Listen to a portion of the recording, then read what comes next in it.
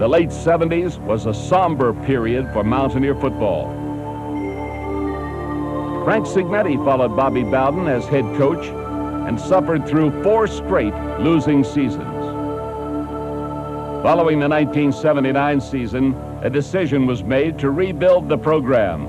It was a decision that would change the course of Mountaineer football forever.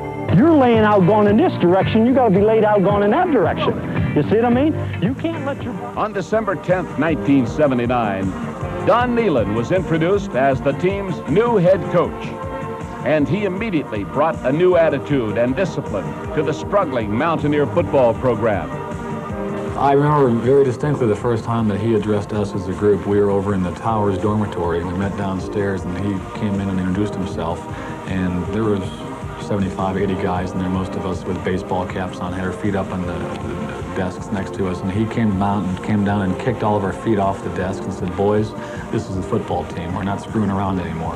And from day one, from the first second that he was in front of us as the new head coach, he let us know that he meant business, and that we were going to mean business as well. When I first met the team, I told my wife, "Don't unpack, we have no chance." But when I went through the state of West Virginia, I fell in love with the people because, number one, they were so genuine. I didn't feel I met any phonies, so to speak. I thought they were on my side, win, lose, or draw. It gave me a great feeling. And they were unique people. They did not have a lot of money, but whatever little they had, they were willing to put into our program. Coach, we want to be proud of our football team. We want to be proud of our school in Morgantown. And the thing that struck me is they never referred to West Virginia University. They just referred to the university. It was everybody's school, and that made me feel good.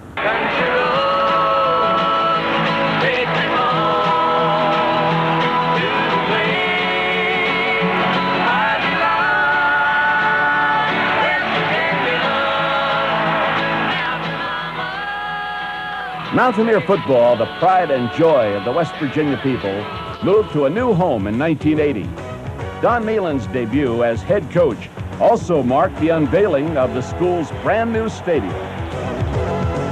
It was opening day at New Mountaineer Field, and more than 50,000 fans were there to celebrate the dawn of a new era.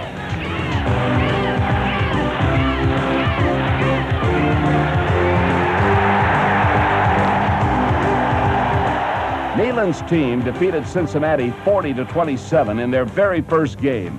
And though they finished the year with a 6-6 record, this team was quickly gaining the undeniable spirit of a winner. There was a sense that a seed had been planted. It was the seed of confidence. Coach Nehlen is very, very positive. And you know, the first thing he did when he came in here is he made people feel good about themselves. And I think that's the number one thing that I noticed when he came here is through our weight program and through the things that he changed, that he had the coaches believing in themselves, he had the players believing in themselves, and that's why he's successful. Black 11, let's go. We didn't care. We would challenge anybody, you know. You'd be like walking down the street challenging a dog that's going to bite you. Say, hey, you going to bite me? You bite me, I'm going to bite you back. And that's basically the type of attitude our team took towards everything. Nehlen's Mountaineers were hungry for success. There was a fiery feeling of anticipation as the 1981 season began. The team was led by senior quarterback Oliver Luck.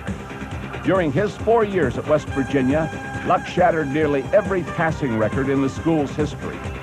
He guided the Mountaineers' high-scoring, big play offense on an 8-3 march through the regular season schedule.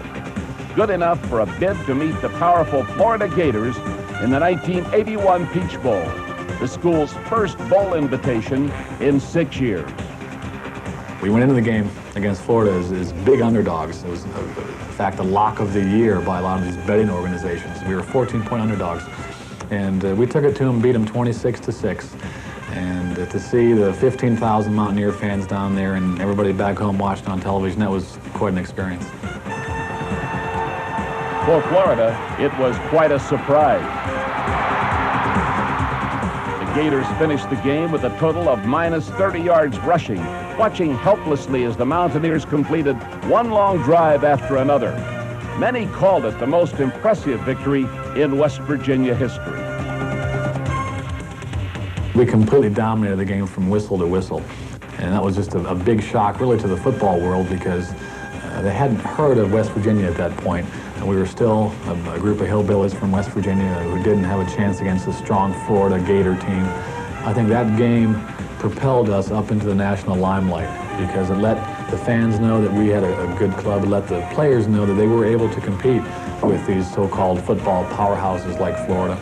And it just gave us the national recognition that we needed to get up into the upper echelons of college football teams.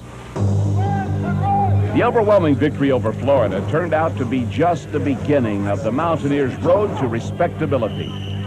The next stop was Norman, Oklahoma, where West Virginia would open its 1982 season.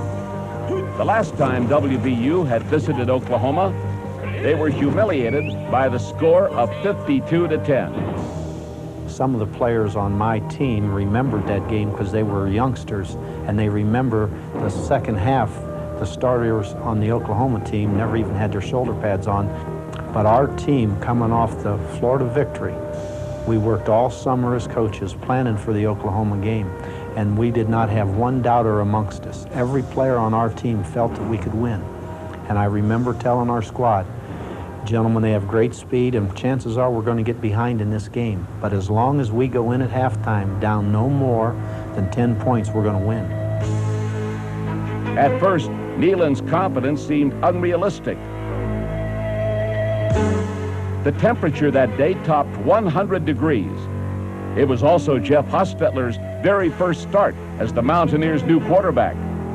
And as Coach Nehlen feared, Oklahoma jumped out to a big lead early in the game. Things didn't start out the best way. We were down 14-0 after, I think, the first two series, and we got things together. And once we saw that we could move the ball on them out there in those adverse conditions, it really boosted our confidence. But even more than the excitement, I think we all realized, hey, we've got a good team here and we can do it. In the second quarter, things began to click for the Mountaineers. The defense stiffened, the offense scored 13 straight points to pull within just one. Then, with just 31 seconds remaining in the first half, Nehlen and company shocked the Sooners by recovering an onside kick. At the 33 with 10 seconds to go, and the Mountaineers. The stunned Oklahoma team was left reeling with disbelief at what happened next. He does, and there it goes to Darrell Miller. It's a touchdown for West Virginia. And incredibly, West Virginia had come back to lead 20-14 at the half. And for this courageous group of Mountaineers, it was only the beginning. Hostetler's back to pass.